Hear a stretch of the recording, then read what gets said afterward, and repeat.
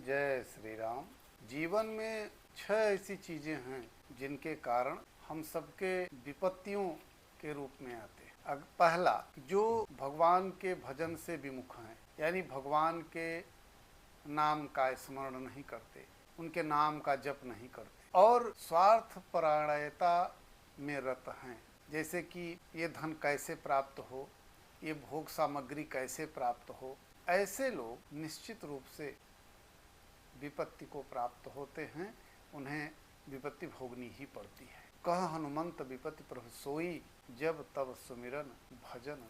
दूसरी चीज की, जो शरीर में शैतान वास करते हैं, जैसे कि काम, क्रोध, मद, मोह, लोभ, मत्सर, यदि इन्हें आप नियंत्रण में नहीं रखते हैं तो निश्चित रूप से आप विपत्ति को प्राप्त होंगे।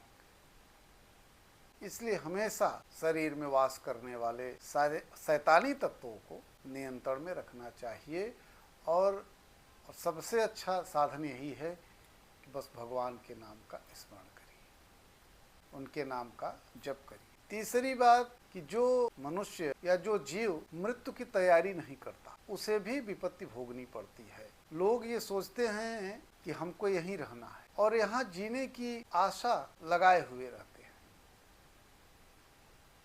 इसलिए इस बात का ज्ञान होना चाहिए कि हम प्रतिदिन, प्रति क्षण, प्रति सेकंड मृत्यु की ओर बढ़ रहे हैं। इसका ज्ञान अगर आपके पास है और इसके साथ साथ फिर वही कि आप निरंतर भगवत भजन कर रहे हैं, तब तो विपत्ति नहीं आएगी। लेकिन अगर आपने सोचा कि नहीं हमको तो यहीं रहना, तो निश्चित रूप से आपको विपत्ति भोगनी पड़ेगी।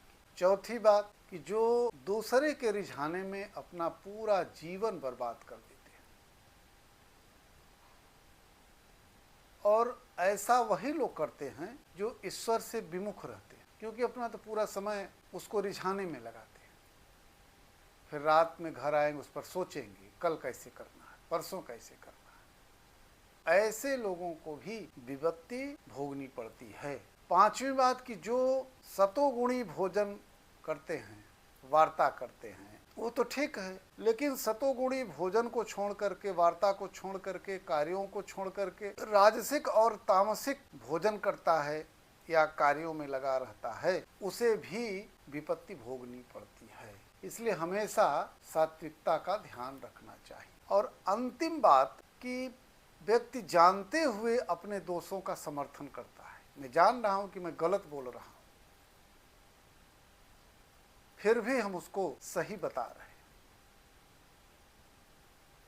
और दूसरे को निंदास्पद शब्दों से संबोधित करता है, बोलता है। ऐसा करने से भी व्यक्ति को विपत्ति भोगनी पड़ती है।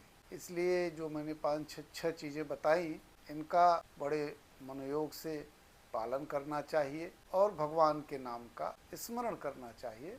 इससे हमारा जीवन, हम सबका जीवन निश्चित रूप से भगवत भक्ति को प्राप्त होगा, फलदायी होगा और पुण्य का लाभ मिलेगा। जय श्री राम।